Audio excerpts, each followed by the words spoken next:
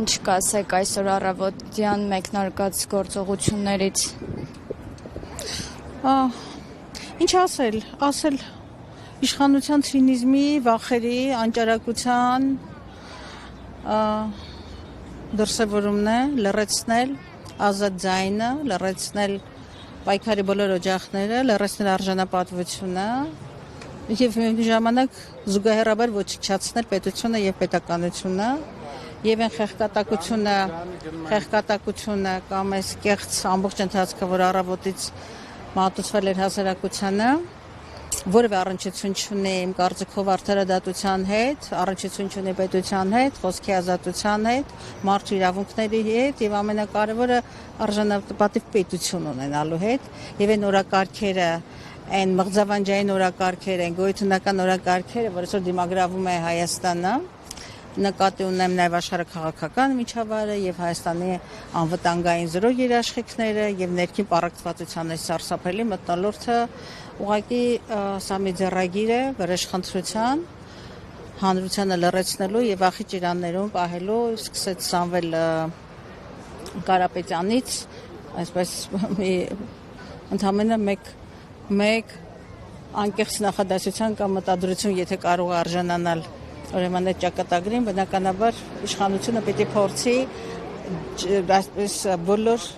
ընդվզումի, պայքարի, արժանապատվության, պետություն ունենալու, այս հողի վրա ապրելու, այդ տեսակ մարդկանց լռեցնել եւ հանրությանը, այսպես ասած կարմիր քարտ ցույց տալ, որ հնարավոր պայքարները այս հերանեկարն են ունենալու, բայց նաև խոսում եմ մի բանի մասին, սա խոսում է այն մասին, որ այս ռեժիմը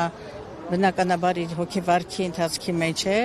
գործիքների ընտրության մեջ որևէ սրբություն չունի, ինչպես մինչ այդ չուներ որևէ սրբություն, եւ այն պիղծ պայքարը, որ սկսել է հայ առաքելական եկեղեցու նկատմամբ, այն պիղծ պայքարը, որ անհատ գործիչների եւ ոչ միայն քաղաքական գործիչների նկատմամբ է վարվում, այս բոլորը վախերի, ինչպես արդեն ասեցի, ռեժիմի հոգեվարքի մասին է խոսում։ Գալստյան կրկին դեպի մի բան,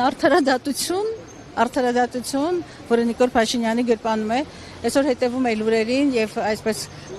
բոլոր գրեթե դատերը մակագրվել են իրենց սրտի դատավորներին, որոնք բացարձակապես երբ որ իշխանության ավատարմության եւ արդարադատության կաֆեմիդային արդարադատության մեջ ընտրություն պիտի անեն, բնականաբար ընտրում են Նիկոլ Փաշինյանին, այն Փաշինյանը, որ իշխանության եկավ իրենց անվանելով վնգստացող դատավորներ եւ նաեւ ասելով, թե ուր այն դատավորը, որ պիտի չլսի իմ խոսքին, իսկ ընդհանրապես կարծեմ 2 շաբաթ առաջ էր իր վերջին բեմելը խորհրդարանում, եւ որ այսպես հրապարակայինորեն անոնսեց, որ բոլորիդ կկոխեմ ԱԱԾ պատվալները, կարծեմ ցիտում եմ ես իրեն, կներեք ոչ նորմատիվ բառապաշարի համար, սրանք Փաշինյանի խոսքերն են։ Ահա այսպես իրականության մեջ ենք ապրում։ Այս իշխանությունը կրկին թիրախավորում է զոհված զինծառայողի հորը եւ նա այս պահին Արա Ռոստոմյանը դատարանում է եւ նրան կալանքի են բերել։ Գիտեք, ես բոլորովին չեմ զարմանում եւ Արա Ռոստոմյանը առաջինը չէ, որ այսպես հերոսացին, մենք տեսել ենք, թե հերոսացին մայրերի նկատմամբ ինչ անարգալից, ինչ ստոր վերաբերմունք են դրսևորել այնտեղ կանգնած ոստիկանները, ես հավաքական եմ ասում, միգուցե նրանց մեջ ինչ-որ նորմալ մարդիկ կգտնվեն, բայց իրավապահ համակարգ, ինչպես ասացի, Նիկոլ Փաշինյանի գրպանումը եւ նրա քաղաքական քիմքին է սպասարկում, իսկ Արա Ռոստոմյանը, Գալեյանը, այնտեղ նստած մեր սիրելի Ալիսը, առաջին անգամը չի, նրանք կարմիր գծեր հատած սրբություններ չունեցող, սրբություններ ճանաչող հանրությանը, եթե այս աներևակայելի պառակտման բերած եւ ի վերջո վերջին մեկ շաբաթում այդ Փաշինյան եւ մյուս այդ զույգը, այսպես կոչված ընտանեկան զույգի ողջ բառապաշարը իր դրսևորումներով, որ նույնիսկ անհարմար է զգում այդ մասին բարձրաձայնել, այս ամենը խոսում է այսպես հոգեկերտվածքով մարդկանց մասին, որոնք ոչ միայն սրբություններ չունեն, որոնք բարոյական արժեքներ չունեն, արժեքային համակարգ չունեն, որոնք չգիտեն ինչ է պետությունը, ինչ է պետականությունը, ինչ է ժողովուրդը, ինչ է նշանակում հանրային պատասխանատվությունը, ինչ ասամ, այս ամեն ինչի մեջ մենք ապրում ենք, կոչվում է մղձավանջ,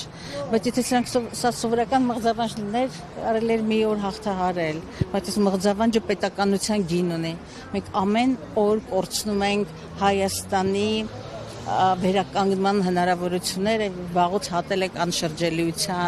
անշրջելիության այսպես կետերը հատել ենք ուղղակի ողբերգություն է եւ ես երբեմն գիտեք երեք կարծում էի դրա բառապաշարի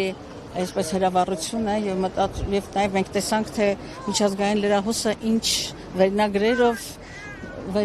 էր զետեղված գիտես գետին լրատվամիջոցները այսօր հրճվում էին ձերբակալությունները երբ որ կատարվում բնական է որովհետեւ այս իրավիճակի առաջին շահառուն Ադրբեջանն է եւ Թուրքիան եւ գիտեք մի քանի զուգադիպություններ անեմ այս ամենը զուգադիպեց Թուրքիայի վերադարձի հետ եւ այսօր գիտեք ասում են որ այս քաղաքական թիմը սիմվոլներ սիրող է այսօր կարծեմ Ադրբեջանի զինված ուժերի օրն է եւ ինքը իր հերթական նվերը մատուցեց նրանց եւ բնականաբար այն ամենը այս մղձավանջը այս ատելությունը, այս պետականության կոլապսը, ինստիտուտների կոլապսը, պետական ինստիտուտների բարոյականության կոլապսը, ինչի մեջ մենք ապրում ենք, անմարդկային դիմագիծը, երբեմն ասում ես լավ, միթե հայը կարող էր այս դեգրադացիան ապրել, կարող ենք ապրել հիասթափեցնող այս իրականությունը, սրանք միայն եւ միայն Ադրբեջանի օրակարգը սպասարկող հանձնառություններ են։ Եվ այս տպավորություն ունեմ, թե ամենօրյա ռեժիմով Փաշինյանը ուղղակի զեկուցում է